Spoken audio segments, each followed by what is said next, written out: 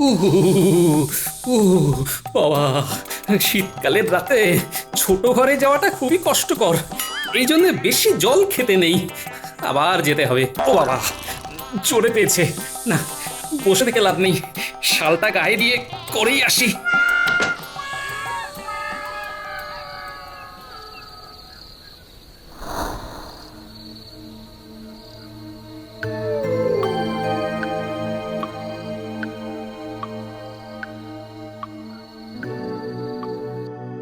আরে শালা বাবু, এই শীতে না ঘুমিয়ে বাইরে দাঁড়িয়ে যে কোনো মতলব আছে বুঝি?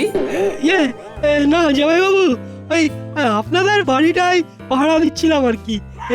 আমার বাড়িতে তেমন কিছু নেই বুঝলে, চোর আসবে না। যাও গিয়ে শুয়ে পড়ো। তা আপনি এখন উঠলেন কেন?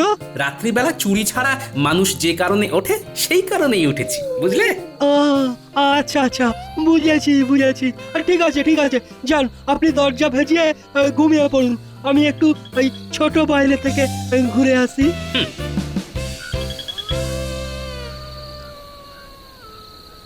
বুড়োটা এবারে ঘুমোবে, এই সুযোগে কেটে পড়ি।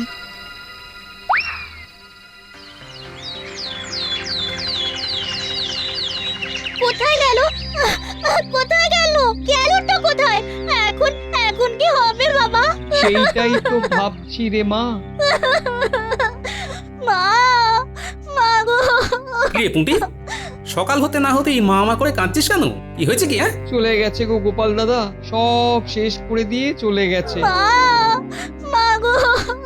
সে কি চলে গেছে? অত্যাচার করতে নাকি? না, খুব ভালোবাসতাম। আমিও।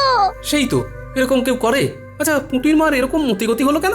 আমার আবার কেমন মতে গতি হবে? আমি কিছুই করিনি। দেখি তুমি তো বাড়িতেই আছো, তাহলে কে চলে গেছে? পুঁটি এমন করে মা মা করে কাঁদছে, তাই ভাবলাম বুঝি তুমি চলে গেছো। বালাই ছাট একটাই বউ না আমার। না না, দুটোর কথা ভুলেও ভেবো না।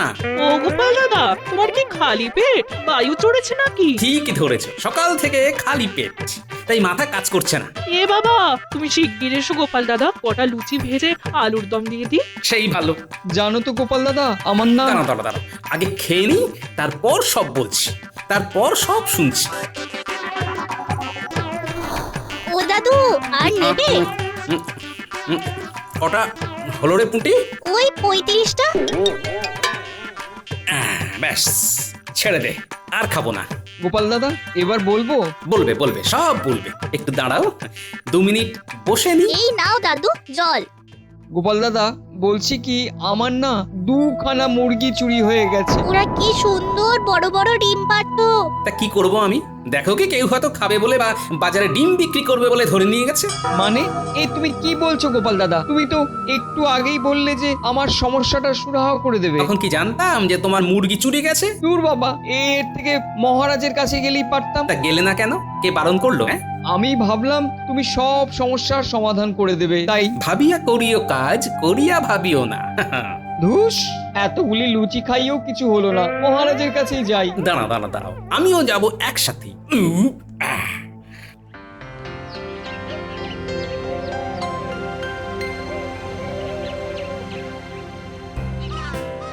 আসবো আসবো মহারাজ। মহারাজ।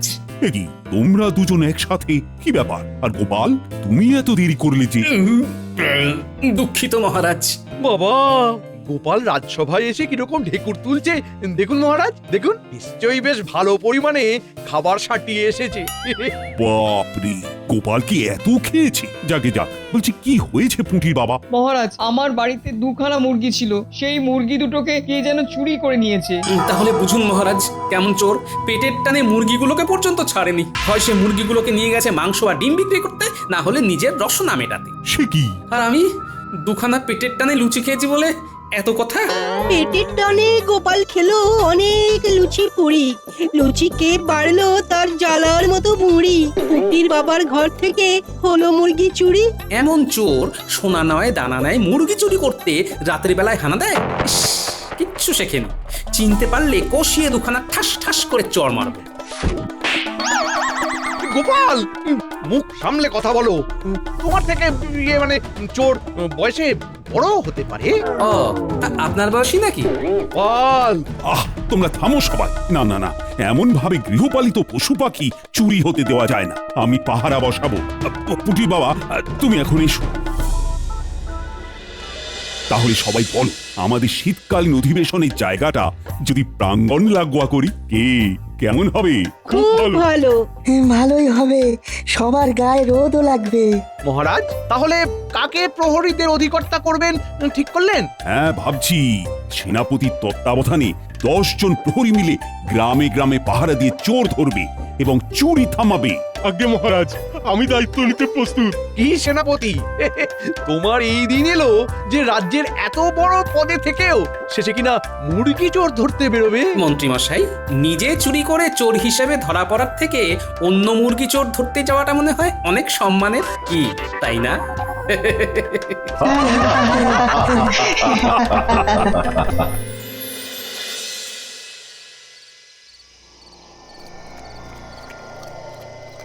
মন্ত্রী মশাই, যা বলার তাড়াতাড়ি বলুন, বুঝলেন, ওই হাতে না বেশি সময় নেই।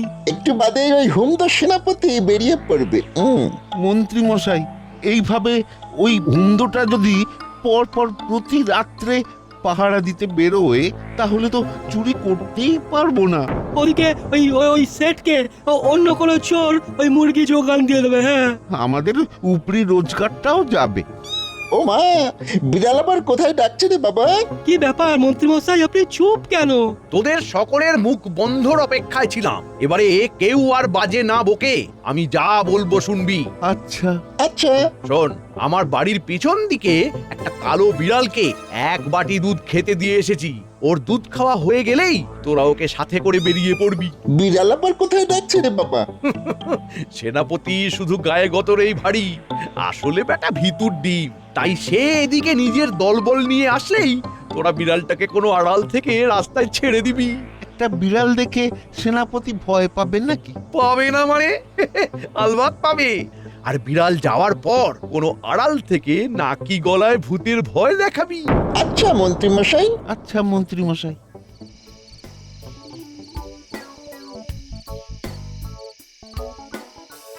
গিন্নি, চলে এসেছি। আর বলো না, বিজ্ঞানীর নতুন আবিষ্কারটা দেখছিলাম। বেশ করেছো, এই অনেক রাত হয়েছে, হাত পা ধুয়ে চলে এসো, খেতে দিয়ে এসো। বাবা, কি ব্যাপার, বাড়ি এত শান্ত যে? মনে হচ্ছে আবার আগের মতো নিজের বাড়ির পরিবেশ ফিরে এসেছে।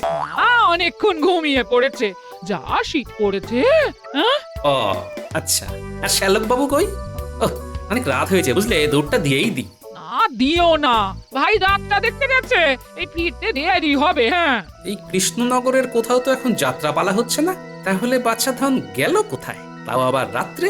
না, একটু নজর রাখতে হবে। কি গো, এসো। হ্যাঁ হ্যাঁ গিন্নি, আসি।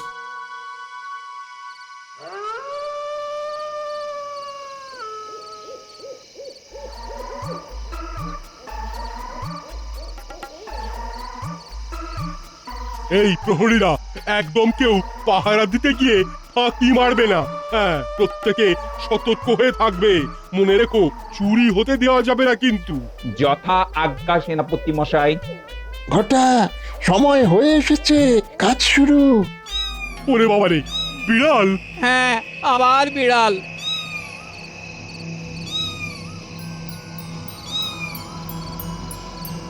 নিশ্চয়ই আজ ওদিকে গেলে বিপদ ঘটবে। মা, সত্যি তো কালো বিড়াল। গায়ের রং তো রাতের অন্ধকারে মিশে গেছে, চোখ দুখানাও জ্বলছে, আমাদের পথ আগলে দাঁড়িয়ে আছে। আমরা চললুম সেনাপতি মশাই, মনে হচ্ছে আশেপাশে কোথাও তেনারা আছেন। এবার আমি খাবো, সবাইকে খাবো। ওরে বাবা, ভূত, পালাও!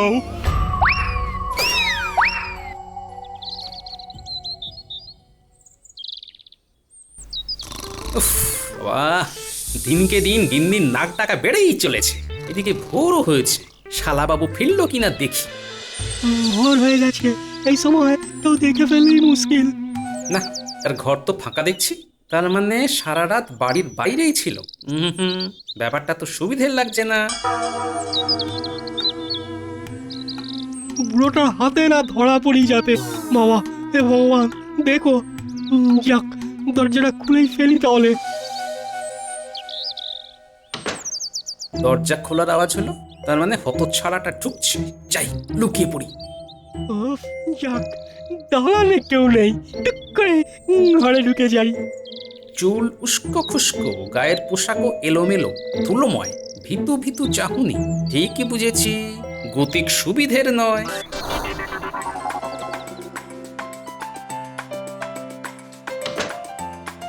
ওরে আমার ফুলটুস, ফুলটুসি, করিস না আর বদমাসি।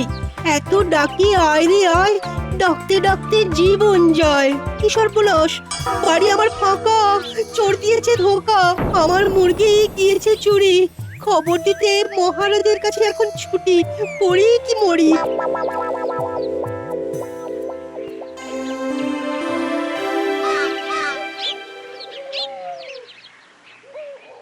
সেনাপতি, তাহলে রাত্রে কোনো চোরের দেখাই পাওনি? না মহারাজ, আমরা তো পুরো তল্লাটি পাহারা দিয়েছি। তাহলে মনে হয় ভিন রাজ্য থেকে কিছু চোর এসে এই কাজটা করেছে। গ্রামের কেউ না হলেই ভালো। সেনাপতি, তুমি সত্যি বলছো তো? ঠিকঠাক গ্রামে নজর রেখেছিলে তো? কেন মন্ত্রী মশাই, সেনাপতি মশাই আপনাকে চোর হিসেবে ধরলে বুঝি খুশি হতেন? বাজে কথা বলো না গোপাল। তবে মহারাজ, যদি দেখি এরপরে এই গ্রামেরই কেউ চুরি করেছে বা কেউ ইন্ধন দিয়ে কাজটা করিয়েছে, তাহলে তাকে আমি গাছে বেঁধে মারব। একদম একদম। কেন, সেনাপতি তো পাহারা দিয়েছে, তাহলে আবার মারার কথা কেন উঠছে? মন্ত্রীর সুর পাল্টে গেল দেখছি। আচ্ছা, সভা কবি কই? কই কই? মহারাজ, মহারাজ, আমার ফুলটুস, ফুলটুসি, প্রাণ প্রিয় দুই মোরগ আর মুরগি চুরি হয়ে গেছে মহারাজ। এখন আমি কি করি? আজ সকালে উঠে দেখি বাড়িটা ফাঁকা। এ কি কবি, কি বলছো? চুরি গেছে? মহারাজ দেখলেন, এই কাণ্ডে কবির কবিতা গেছে থেমে। গোপাল, চোর ধরতে মাঠে পড়ো নেমে। আদৌ কি কবির মুরগি নিয়েছে চোরে, নাকি তারা নিজেরাই গেছে উড়ে? ওরা আমার অজান্তে কখনোই উড়ে যাবে না। হ্যাঁ, কেঁদো না, দেখছি কি করা যায়। আজ তবে রাজসভা করছি বন্ধ। চুরির খবরে লাগছে কেমন অন্ধ অন্ধ। কবি হয়েছে স্তব্ধ, চোরকে ধরে ঠিকই করব জব্দ।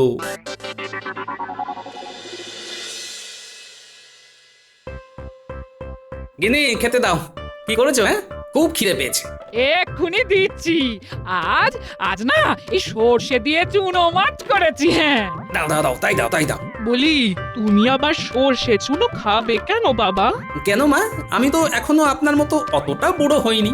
আমি তো ভাবলাম ওই জামাই বাবুর বুঝি কালকের ওই অতগুলো লুচি এখনো হজমই হয়নি। আমার বদমাইশি ছাড়া আর সবকিছু খুব তাড়াতাড়ি হজম হয়ে যায়। ওরে, তোর স্বামীকে সর্ষে চুনো না দিয়ে ভাইটাকে দে রে। ওর চোখের নিচে কেমন কালি পড়েছে দেখ। কালি? হ্যাঁ, তাই তো। তার মানে শালা বাবুর মনে হচ্ছে রাত জেগে জেগে চোখের নিচে কালি পড়েছে। না, ব্যবস্থা একটা করতেই হবে খুব তাড়াতাড়ি।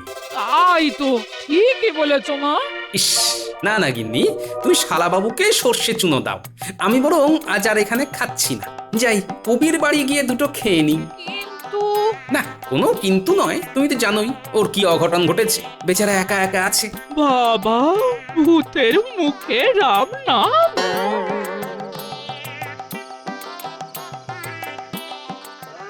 রে, আজকে তাহলে 4টে বাড়ি থেকে চুরি করতে পারবি তো?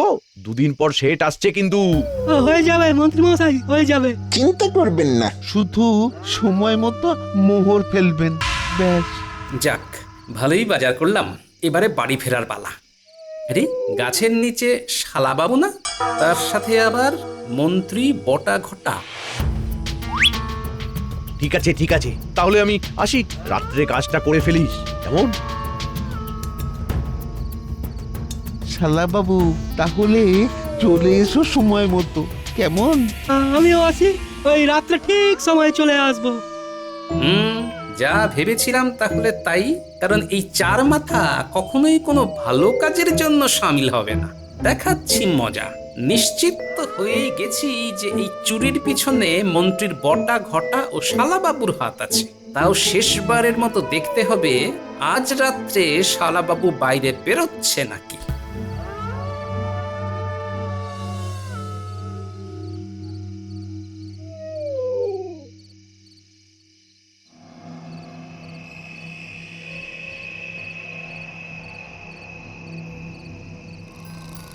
এইবারে বেরোই, সবাই নিশ্চয়ই ঘুমিয়ে পড়েছে। হ্যাঁ।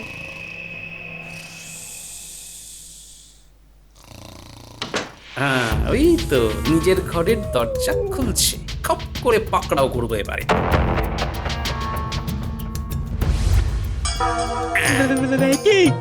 কি জামাইবাবু, আপনি ঠেলে আমার ভিতরে ঢোকাচ্ছেন কেন?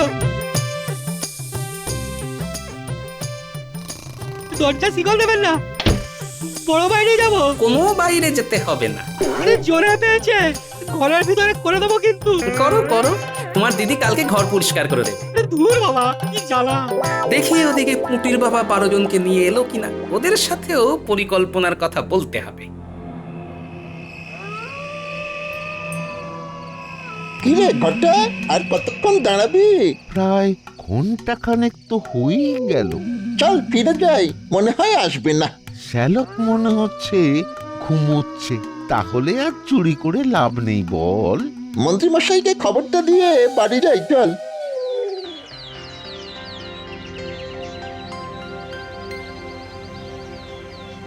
না না না, আমি খুবই চিন্তায় আছি। যেভাবে রাজ্যে চুরি হচ্ছে। মহারাজ কিচ্ছু ভাববেন না, আমি দেখছি ব্যাপারটা। চোর শিগগিরই ধরা পড়বে মহারাজ।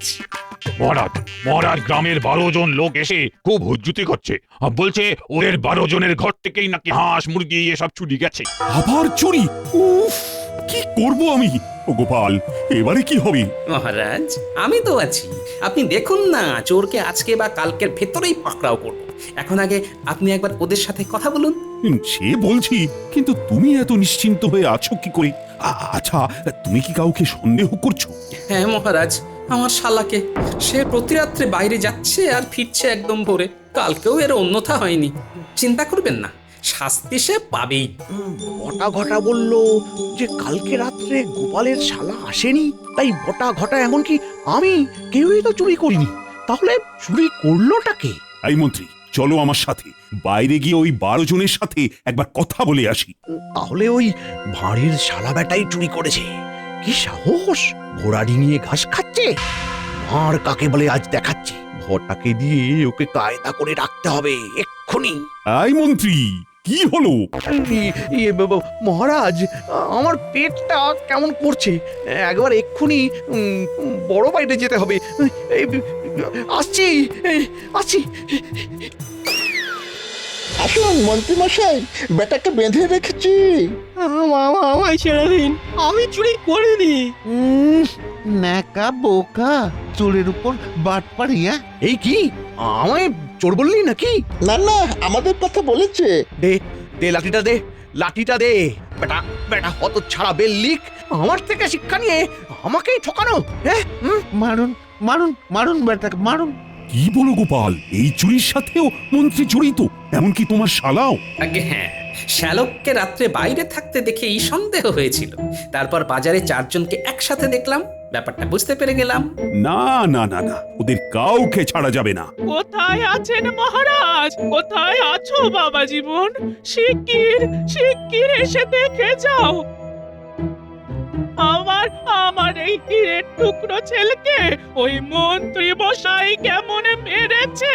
সে কি শালা বাবু, তুমি মন্ত্রীর কাছে মার খেয়েছো কেন? কেন মেরেছে মন্ত্রী মশাই? তুমি মহারাজকে পরিষ্কার করে বলো, আমি তোমার পাশে আছি। মন্ত্রী মশাইয়ের ইন্ধনে ওই বটা ঘটার সাথে আমি কিছু মোহরের লোভে ওই এই পুটির বাবা আর ওই সভা কবি মশাইয়ের মুরগি চুরি করার কাজে জড়িয়ে পড়ি। হ্যাঁ, ওই তারপর না, ওই কালকে আমি যাতে ঘরে বাড়িয়ে না বেরোতে পারি, তাই জামাইবাবু ওই ঘরের শিকল তুলে দেয়। তবু কালকে আমি ওই না বেরোনো সত্ত্বেও ওই গ্রামের 12 জনের বাড়িতে চুরি হয়ে যায়। আর মন্ত্রী মশাই ভেবেছেন চুরিটা আমি করেছি, সেই জন্য মেরেছেন। তোমরা তো তাহলে সকলেই দোষী। বাকি 3 জনকে ধরে এনে নিজেদের মধ্যে লড়তে বলুন মহারাজ। তারপরে যে জিতবে তাকেই আপনি ছেড়ে দিয়ে বাকিদেরকে বন্দি করে ফেলবেন। বেশ, এবারেই তো আসল মজা।